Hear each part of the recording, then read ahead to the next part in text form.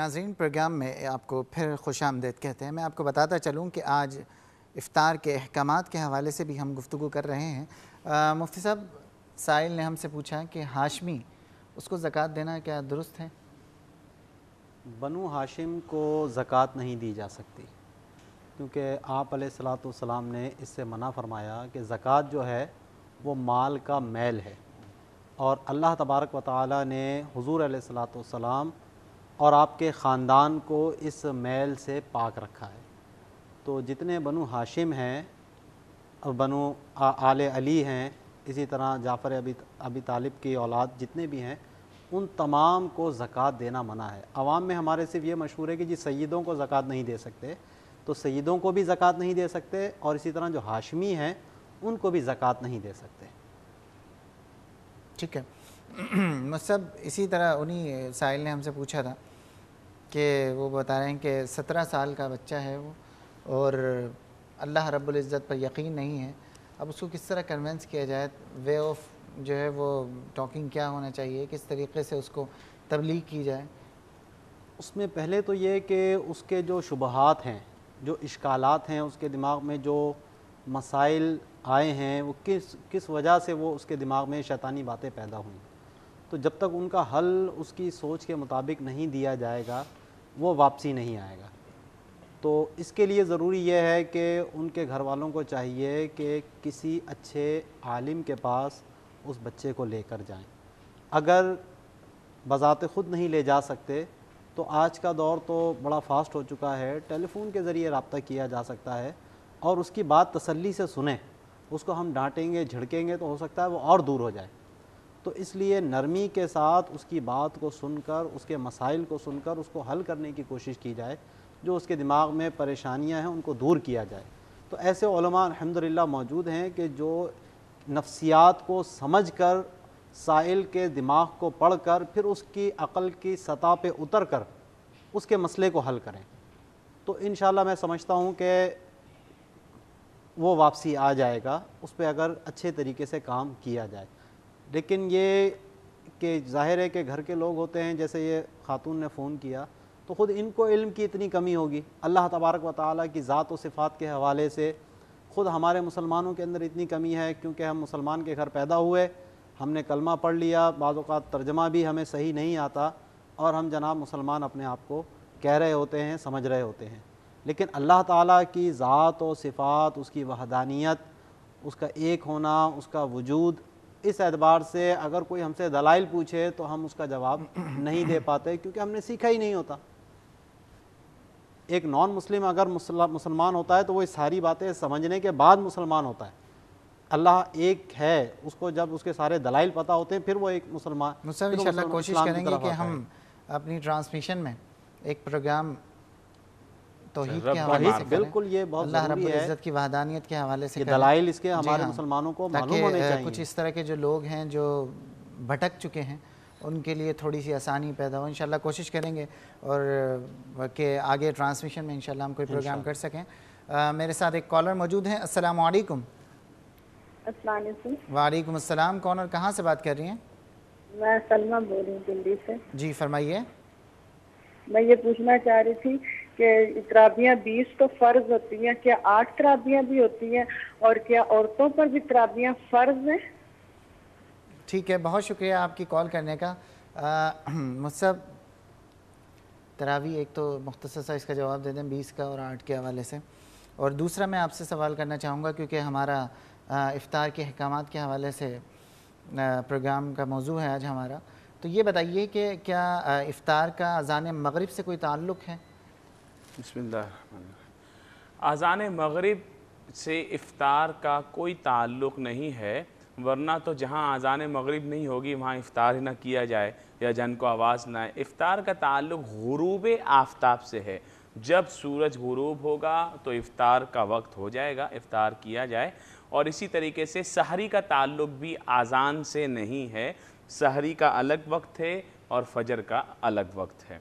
اب جہاں میری بہن نے یہ پوچھا تو میری بہن تراویح تو کسی پر بھی فرض نہیں ہے، مرد ہو یا عورت سب کے لیے سنت مؤکدہ ہے۔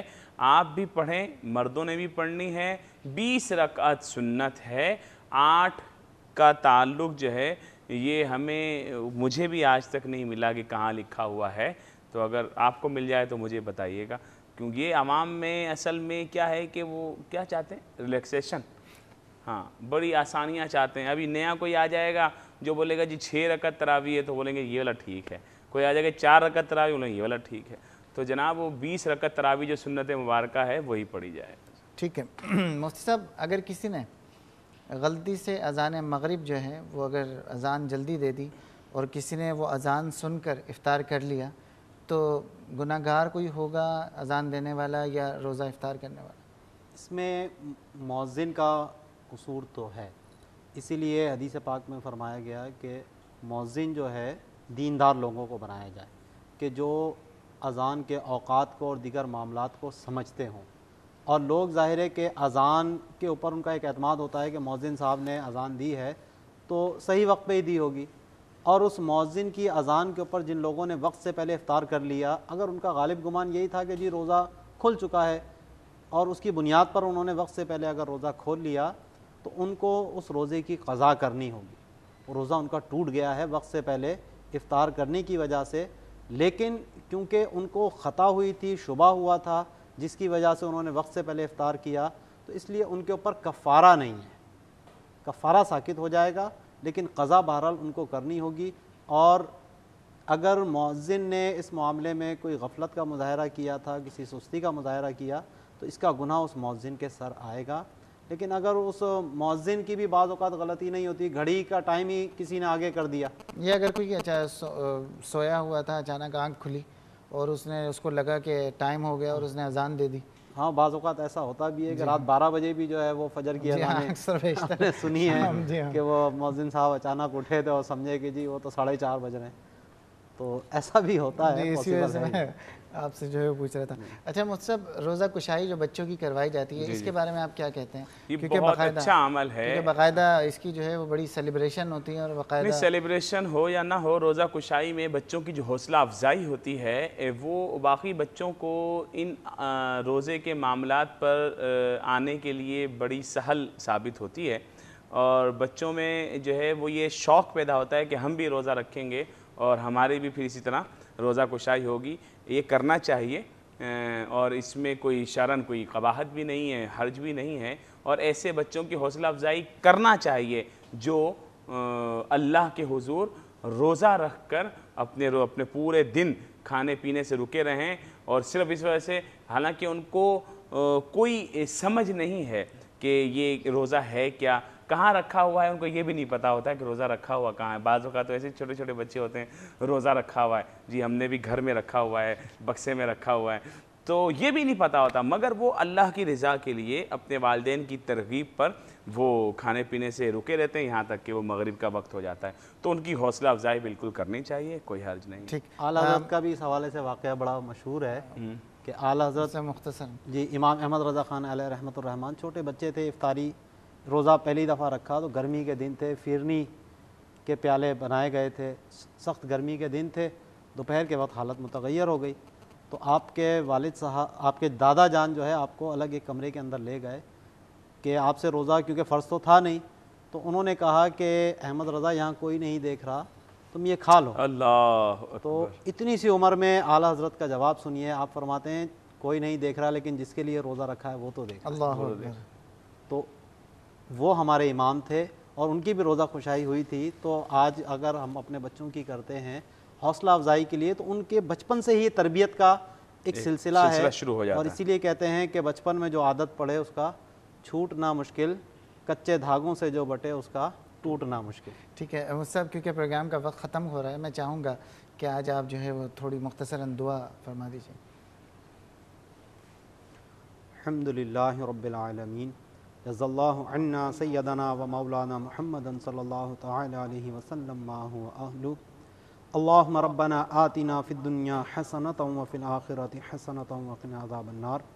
اللہم اغفر وارحم وانت خیر الراحمین۔ اللہم ربنا تقبل منا انک انت السمیع العلیم وتب علینا انک انت التواب الرحیم۔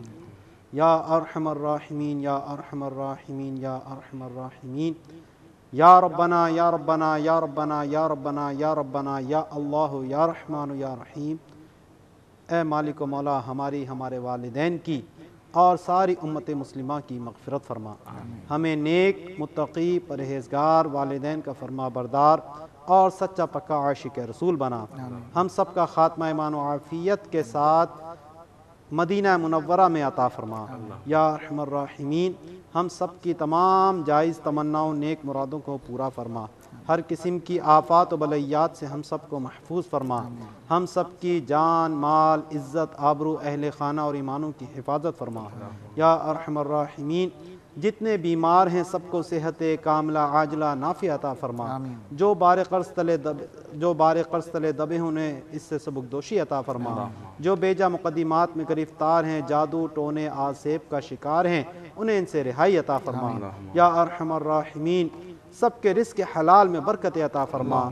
تمام بے روزگاروں کو حلال اور آسان روزی عطا فرما۔ اے مولا، جن کے گھروں میں جوان بچیاں بیٹھی ہیں ان کے لیے نیک اور اچھے رشتے مہیا فرما۔ ہمارے ملک پاکستان کی حفاظت فرما، اسے اندرونی و بیرونی استحکام نصیب فرما۔ حضور علیہ الصلوۃ والسلام کی سنتوں پر عمل کرنے والے حکمران نصیب فرما یا ارحم الراحمین۔ عالم اسلام کا بول بالا فرما، دشمنان اسلام کا منہ کالا فرما۔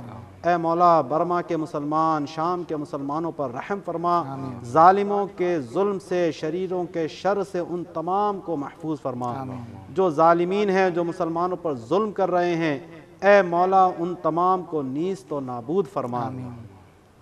وصلی اللہ تعالی علی خیر خلقہ محمد وعلی آلہ واصحابہ اجمعین برحمتک یا ارحم الراحمین۔ ناظرین، اس کے ساتھ ہی پروگرام کا وقت ختم ہوا۔ میں بتاتا چلوں کہ کل انشاءاللہ العزیز ہم زکوٰۃ کے حوالے سے گفتگو کریں گے۔ انشاءاللہ کل آپ سے اگر زندگی رہی تو پھر ملاقات ہوگی۔ سحری کے وقت اپنے میزبان ڈاکٹر حافظ ریحان مصطفیٰ راٹھور کو اجازت دیجیے۔ اپنا خیال رکھیے گا۔ فی امان اللہ۔ خدا حافظ۔